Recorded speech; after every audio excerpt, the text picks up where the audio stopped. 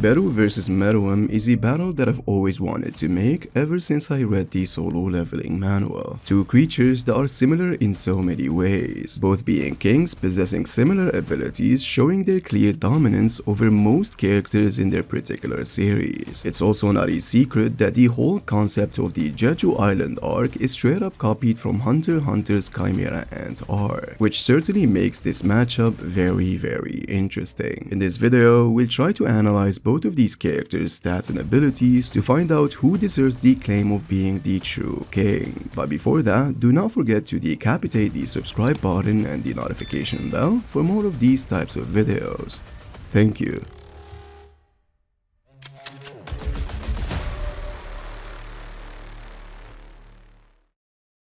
Meruem is certainly the strongest character we've ever seen in the Hunter x Hunter series, it being so strong that the only thing that eventually managed to kill him was poison, implied to being the only pragmatic way employed by arguably the strongest hunter in the world that seeks nothing but a proper challenge, which means even the strongest of the strongest was not sure he can contend with the Ant King. Now, if we talk about this from a narrative standpoint, Meruem should heavily be above any displayed physical or destructive feat we've ever seen in the entire series, which means things such as Yuppie's Rage Blast that exerted 467 tons of TNT, making it large town level in terms of destructiveness, and Netero's Zero Hand would absolutely not be effective in dealing with Meruem. As a matter of fact, we can actually estimate a ceiling to his durability that should correlate to his attack potency by estimating how strong the poor man's Rose Bomb is, as this attack evidently almost shut down the lights for Meruem, but the fact still remains that he was still intact, which means he somehow scales to it at some degree. This specific bomb can output energy approximately close to 50 megatons of TNT, making it comparable to the most destructive nuclear bomb in the entire world, which certainly fits narratively as the bomb was described as one of the most powerful and dangerous weapons in the world, and Togashi seems to be realistic when it comes to these regards. Now,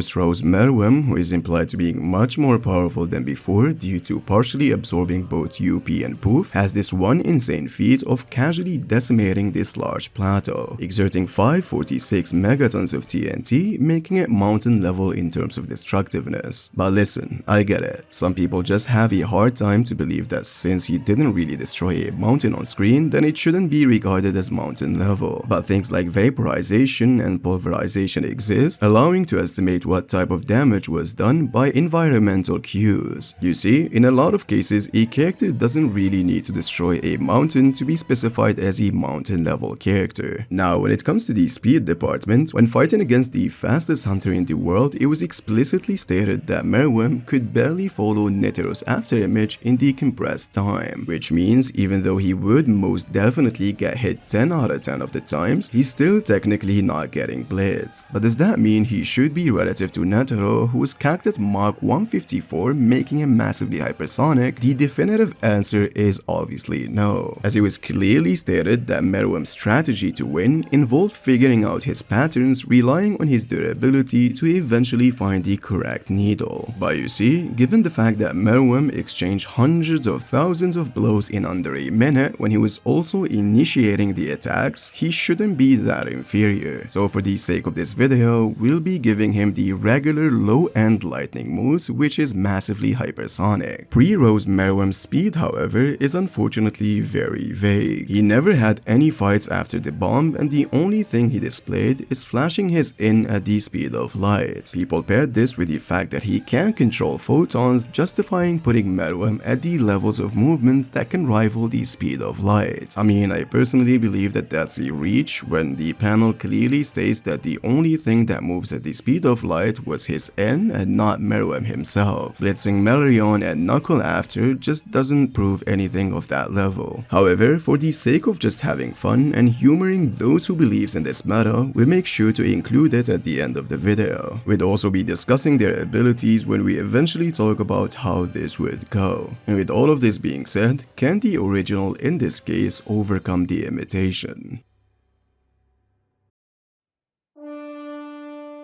Beru, the Ant King, an anomaly of being that was born with one and only purpose: to kill everybody that gets in the way. This creature is extremely brutal towards his opponents as he makes sure to decapitate them and absorb them just to get stronger. Becomes later a devoted shadow soldier that seeks nothing but to serve Jinwoo. However, how strong is the Ant King? Now, to get a general idea, it is very important to understand where he generally sits at in terms of inverse scaling. Beru, not only was he able to defeat every single S-rank hunter from 2 different regions tasked to annihilate the Ant Queen, but was also able to complete a load of Gotoryuji. Gotoryuji is considered to be the strongest hunter in Japan, possibly possessing powers that could contend with national level hunters. You see, these types of hunters are stated to rival a nuclear warhead in terms of pure firepower and possesses enough strength to rival a country's military might. This is obviously not the ceiling of their powers, but more so just the criteria the world has put to classify these hunters, which means that national level hunters are much stronger than that requirement, seeing how Thomas can push base Rakon to partially transform, and Gotoryuji should meet the same requirements based on various statements despite being cleared by Beru, which basically means that the Ant King should exert force relative to that of 50 megatons of TNT, making him city level in terms of attack potency for being able to withstand the strongest nuclear explosion in history. This could be backed up by the fact that Jinwoo thinks that Beru is stronger and more durable than Baron, who in the anime generated an explosion that can put him at the same tier. It's also very important to note that Beru could be estimated on levels much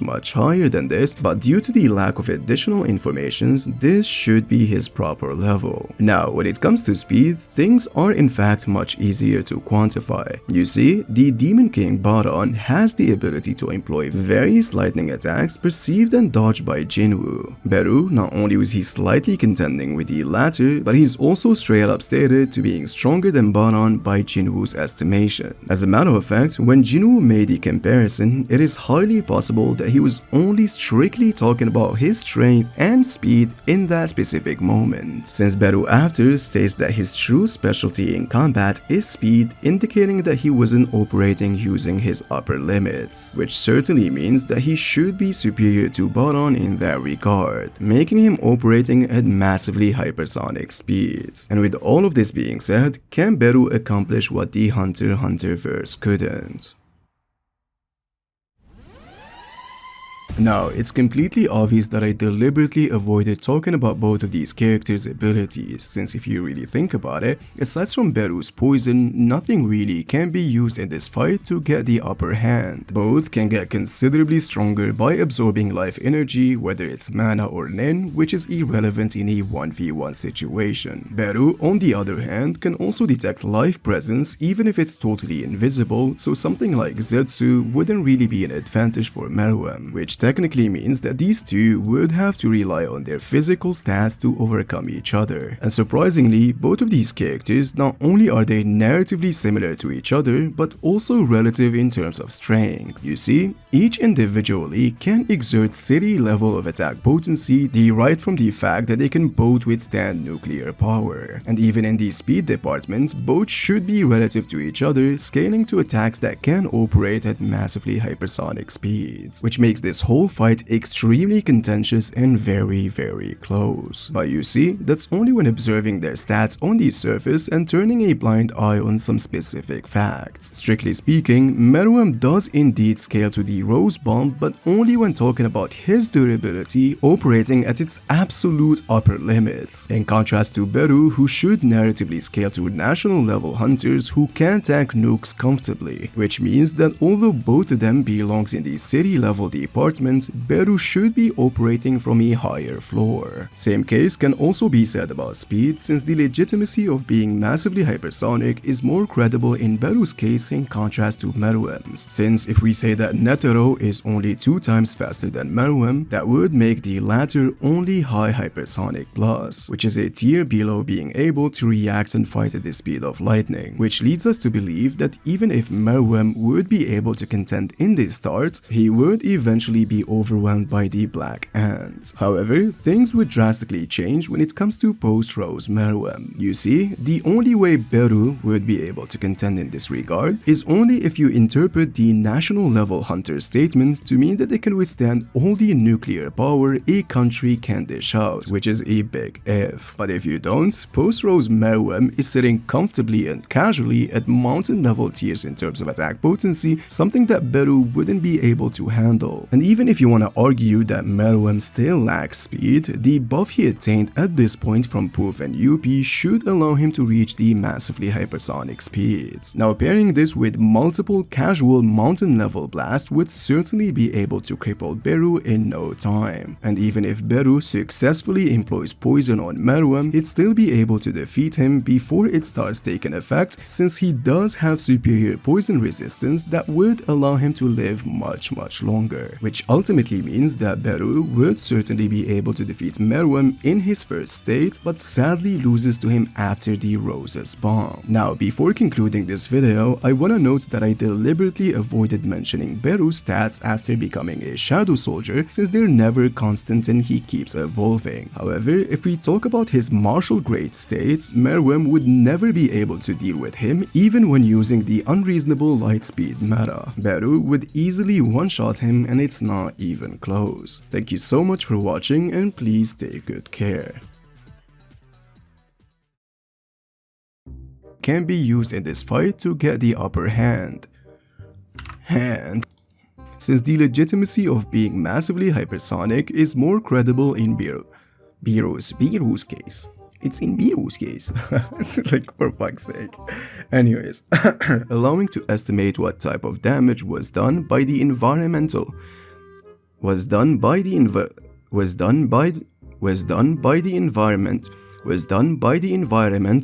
cues. Allowing to estimate what type of damage was done by environmental. He would eventually be overwhelmed by the black cat. Cats. Oh my god, it's ants, not cats.